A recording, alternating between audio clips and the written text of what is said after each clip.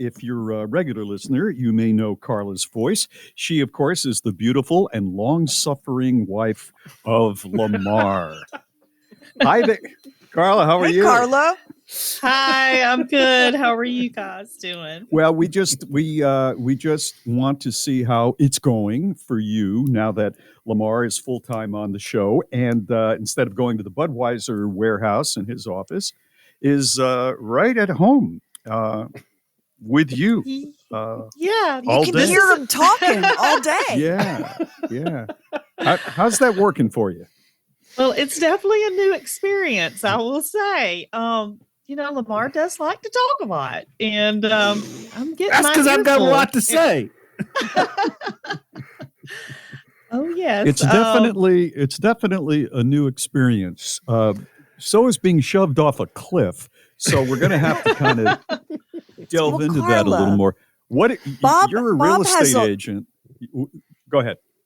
Bob has a lot of experience with being burdensome during the day in his house. And so this is, the beginning of Lamar's second week of his new career. And we want to be sensitive if there's something we can do to help you make this transition a little more easily.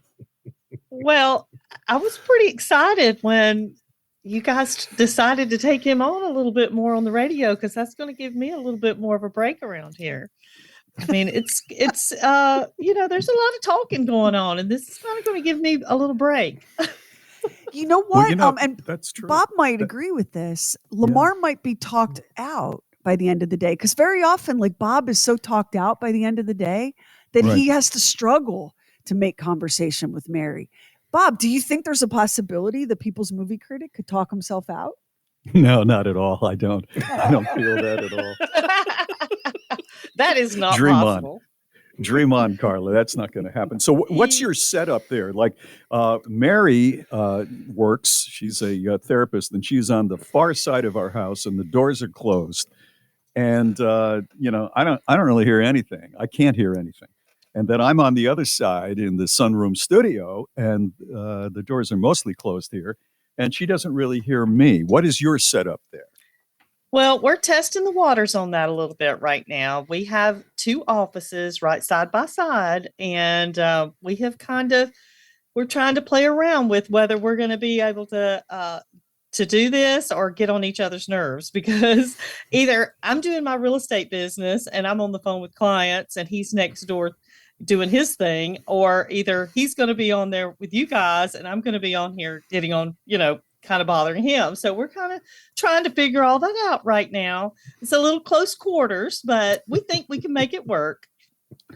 It's the intonation in her voice. It's a little close quarters. She's polite. Yeah. She's so polite. She's such a polite lady. I mean, aren't you loving the idea that there he is right next door, and when the show ends, he's there? I mean, anything's possible. You could get up to any kind of shenanigans. This is definitely a new experience, having him home all day. I mean, like, I work out of my office every day at home. So I'm doing my business. I come and go. I'm showing houses. I'm doing different things. But he's normally not here. I mean, he leaves before I even get up in the mornings normally, and he gets home later in the day. And so now that's changed. He's here when I get up. He's working.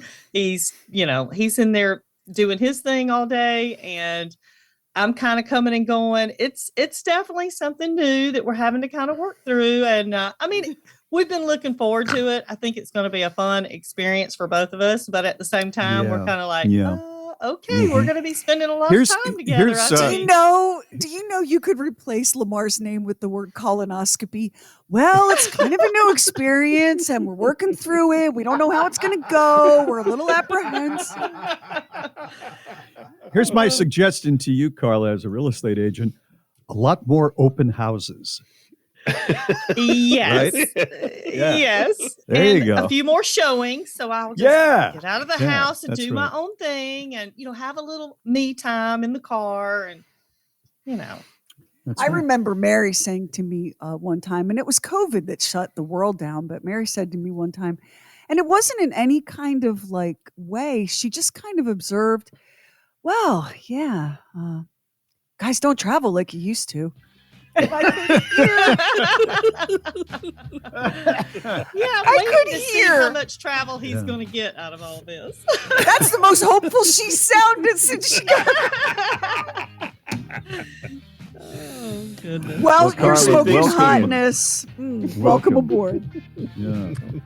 Well, thank you. And I think this is going to be great. This is something he loves to do, talk. Right. Yeah. So You will I need think to it's- tell your face that. Okay. Yeah.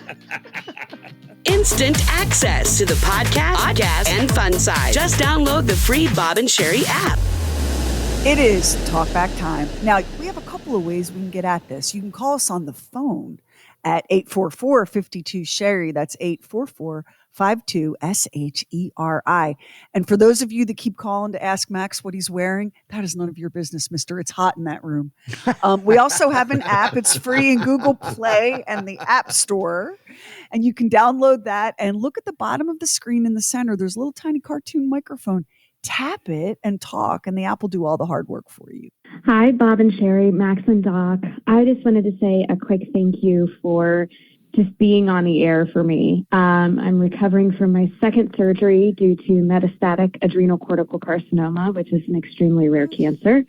And I'm sitting here working at my home office, and I'm just sitting here laughing, even though it's painful, but it's still great to laugh and hear your voices. And just thank you for everything that you've done, because you've really gotten me through a lot of hard times. So thank you for the laughs.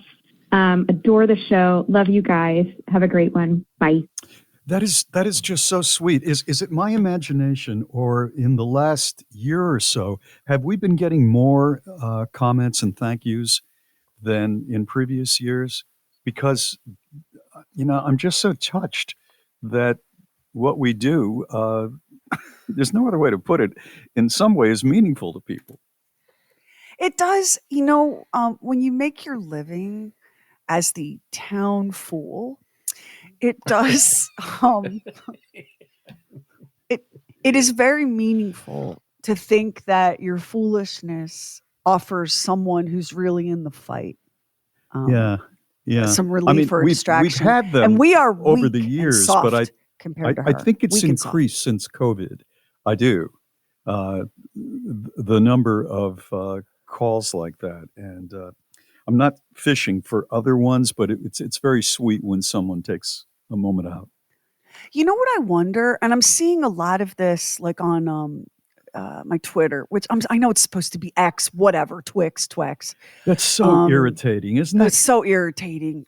But something I'm seeing that has really like lifted my heart a lot on Twitter are more and more people being super intentional, because we're living in difficult times.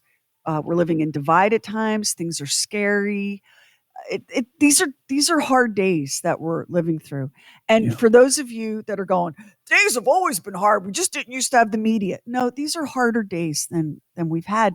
Not the hardest, but we're living through some tough stuff. And people are feeling it, and they're feeling depleted by it. And I'm seeing more and more on Twitter, people making the effort to be kind intentionally to strangers, because there was one really beautiful account of a woman at a fast food restaurant, and she was an older woman, and she was using a walker, and she had a sling, and it was one of those McDonald's, you guys, where you order off the kiosk, the computer kiosk, and then go get your food. You know what I'm talking about? Sure. And she was struggling with the technology. Clearly, she had never used it before. And it was a crowd at McDonald's, and people were like just ignoring her. And this one young kid got up, like a teenager, and he got over there and he said, "Ma'am, can I help you?" And he helped her order her food. Then he waited, and when her food was ready, he brought it to her. And then he said, "Would you like me to join you?" And he sat down across from her, and they ate a meal together. And she said to him, thank you for helping me and for keeping me company. And somebody who witnessed that tweeted about it.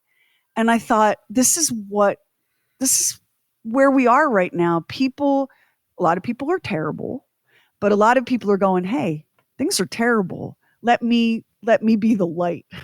And it made me cry. That whole thread made me cry, because it was so simple and mundane and everyday, but so compassionate. It's almost small town You know, it's almost something that you say that happens in a small town where everybody knows each other. But you're right; it could happen anywhere for any reason. It's Bob and Sheri. Y'all may know this. Ben Sleeney's, he is the FAA National Operations Manager. His first day at work in this new job was on September the 11th, 2001. Oh my No. goodness! No way. Wow. First That's a big day job. on the job. And he ordered every plane in the air over the United States to land. That's 4,200 planes. This guy, day one, he's probably just finished or halfway through a cup of coffee, and he's just getting settled into the chair, and this happens. That's a tough first day. Boy, I'll Can say. you imagine? I mean, seriously, you don't even really know where the bathroom is or who you're going to sit with at lunch. No, And no. it must have been terrifying and overwhelming. And And here's when what this he did- hits, here's every what he eye's did on know. him. Yeah, if he didn't get that word out right, at that point, the Air Force was going to shoot down anything that was flying. That was amazing to me when I read Yeah. that. I That's just, quite a moment. Yeah. One of the other things that I ran across, we had 255 diverted flights from the United States that landed in Canada.